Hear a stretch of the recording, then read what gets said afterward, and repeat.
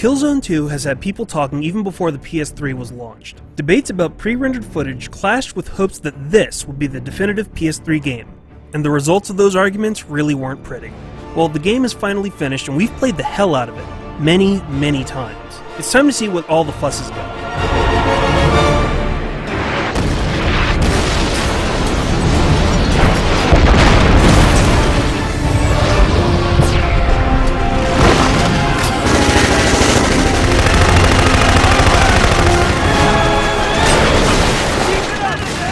Killzone 2 continues the story from the first game and, more notably, Killzone Liberation.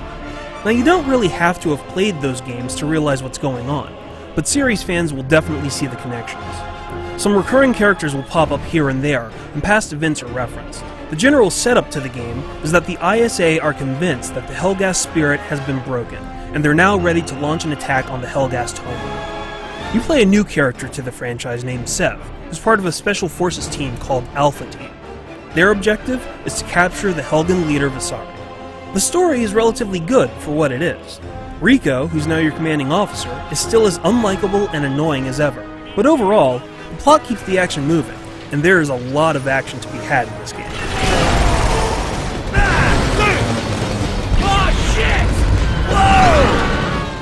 The first thing you'll notice when you load up the game is that the graphics are incredible. The lighting, animation, and character models are all top-notch. It generally runs smoothly, but there are some hitches here and there when it's loading a new level or autosaving, or even getting to a new checkpoint. But it's really not too bad. There are also some annoying low-res shadows and textures, and some weak effects. Close your eyes when you see the fugly resuscitation beam or the flamethrower in effect. But overall, you'll really be happy. We all knew that it would look good, but the best thing is how the graphics add to the atmosphere. There's a real sense that this is a large-scale conflict. Grenades are going off everywhere, hundreds of bullets are flying around, guys are catching on fire or blowing up. If war is chaos, this certainly is war, and you're gonna feel like you're right in the thick of things. The campaign is single player only, but it does have this interesting co-op vibe to it. You'll always be fighting with a squad mate or a group of other guys.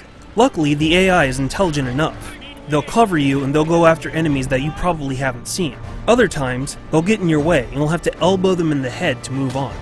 The gameplay is solid. There's a cover system that's relatively intelligent. You stick to objects and you can line up shots or cook grenades from safety. There's also much variety through the whole campaign mode. You'll be going from giant battles, to ambushes, to choke points, to more vehicle-based levels. Now, I actually wish that some of the vehicle and turret levels were longer, because they're great moments where you really feel like you affect the flow of the entire battle. But overall, the single player is a great campaign for the entire 8 to 10 hours it'll take you to complete. So what about multiplayer? In a word, awesome. 32 people can play online, and if you don't have a full map, you can add bots. The multiplayer mode is class-based, and it's insanely deep. If you kill people or you do mission objectives, you get points that lead to promotions. These promotions unlock things like guns or other classes.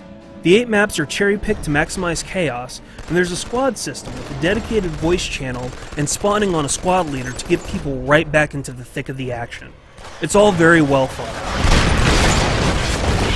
The amount of hype behind Killzone 2 may lead some people to be disappointed, but that's not really fair to the game. The fact is that this game has a great single-player campaign, an amazing multiplayer component, and looks shiny to boot. It's a great start to 2009 for Sony, and you should definitely check it out if you own a PS3. For the full written review, head over to IGN.com.